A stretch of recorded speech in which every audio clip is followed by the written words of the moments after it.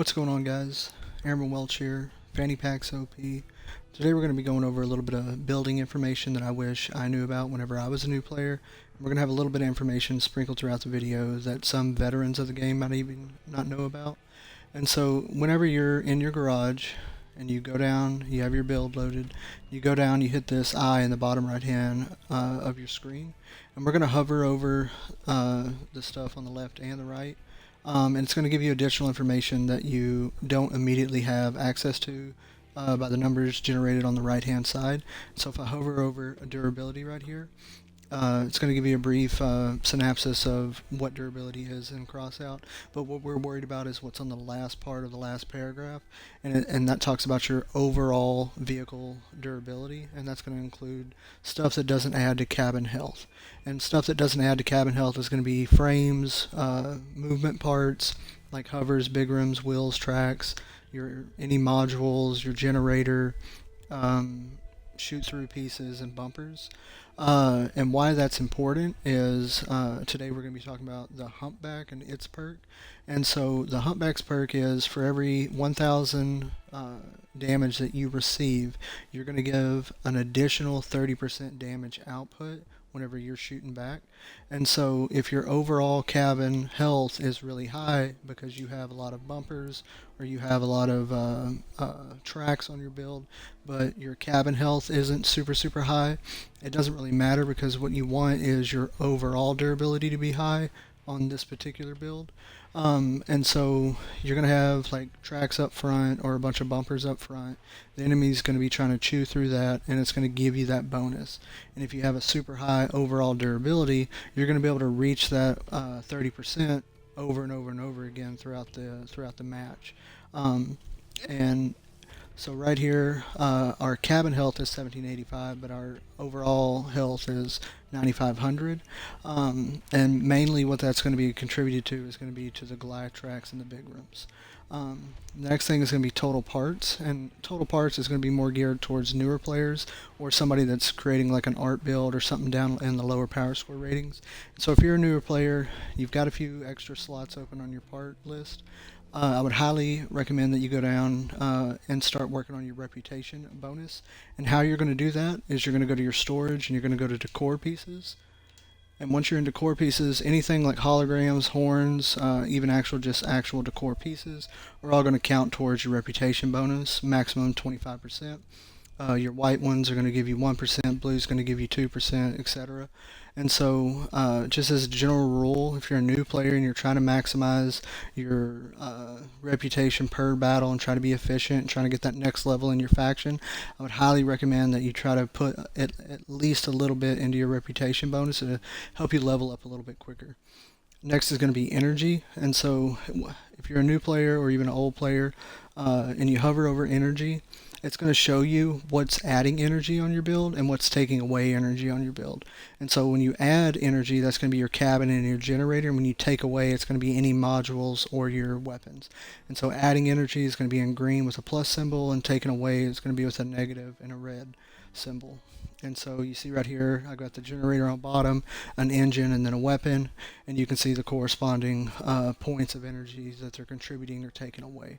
And so for a new player, why that's important is a lot of times people are going to be swapping out stuff. They're going to be taking this cannon off, putting a couple shotguns on, or vice versa. And you want to verify whenever you're changing your build that you're maximizing the amount of energy that you have. And if you have a couple extra points left over, you can add something like a cloak or a radar, a Doppler, a Maxwell, something to help contribute, or you can drop your generator altogether and be in a lower power score bracket or not have a giant explosion generator on the back of your build. And so if you're swapping out stuff whenever you're new, always just check energy and make sure that you're using all of it that you have. Also, for like a veteran player, like somebody gives me a build and I want to tweak with it, maybe it has a Doppler on it and I want to swap that out for a verifier, but it's buried somewhere in the build and I can't immediately see it, I'll hover over energy and kind of look for that -1 in like the middle of the build, and I'll kind of have a general idea of like where that Doppler might be. Mass, self-explanatory, overall mass of your total build. Max speed is going to be how fast you can go. And on this particular build right now, we're sitting at 45 kilometers an hour. And so the reason for that is because I have tracks on here and then I have big rims on here. And so if I take these tracks and I take these big rims off, my overall max speed is going to go back up to 60. And so that's going to be your max speed. Tonnage, and this is real important, and a lot of veterans don't even know this, but if you hover over tonnage, it's going to show you the actual maximum amount of weight you can add before you exceed your tonnage amount. And what tonnage is going to do is it's going to affect the overall agility of your build. And so if you exceed your tonnage, then your mass number on the left right here is going to turn yellow, and then you're going to see a little bit of red over here. And so you want to maintain the right amount of tonnage and not go over that so that the agility of the build isn't hampered. And if you go over your tonnage too much, it'll even affect the top speed of your build. And so you just hover over tonnage and it tells you the exact maximum weight that you can add to that vehicle without exceeding your tonnage. Acceleration. The main thing about acceleration is a lot of the stuff that you have, you're going to want to fuse for negative power. And so hovers, right now the meta for fusions on hovers is going to be mass power. And then on big rims, mass power. As far as tracks go, I personally, on Goliath tracks, like to go negative mass, but on the other tracks, like the armored tracks, I like to go durability power, but on Goliath tracks they just weigh so much, having the negative mass helps out. But on any movement part, you're pretty much across the board. If you ask anybody, you want to have negative power because it's going to allow you to accelerate and be more agile on the battlefield. Now down here in the cabin, that's going to refer to your co-driver, and why that's going to be important, especially for like some of the veterans.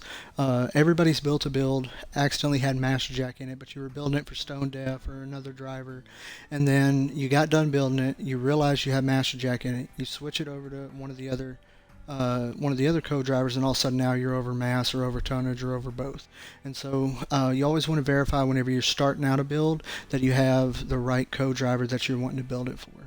And then down here, reputation bonus, we already kind of covered that and talked about that, but if you're a new player, that's how you're going to maximize and be the most efficient with your leveling. Now that we've done everything over here on the eye, what we're going to talk about, and a common thing that a lot of people argue about, is when you have a fusion and it's fused for durability or resistance to damage. So I'm going to put a resistance to damage cabin in here. And then you notice that my overall health is 1600, okay? So what that does, in the benefit of this fusion, is when someone shoots me, I get negative 10% of their total damage. So if they were going to shoot me for 100 damage, I'm only going to take 90 of it. Now, if I swap it over to a fusion that has durability plus 10% instead of resistance plus 10%. The big confusion people have is they think that this only affects the cabin durability, but we were sitting at 1600 and now we're sitting at 1755. And so 10% of 1600 is 160 and we went up 155. And so there's going to be a little bit of cross-out math in there, and so that's why we're not all the way at the additional 1600. But that's a common thing that people argue about or just don't flat out know, is that positive or plus 10 durability is going to affect the entirety of the build, to include your overall. Okay, so if we go down here to durability, right now we're at 9548.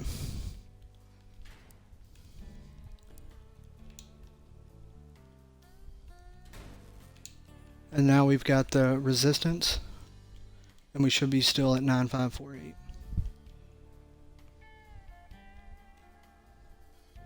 Okay, so durability, the plus 10% affects the overall durability for just the cab, but as far as cabin health, it adds the additional 10%. And so if you put the 10% durability, so we got the 10% durability buff on just the cab as far as your overall damage, and then we got the additional 160 added to us for all of our actual armor pieces.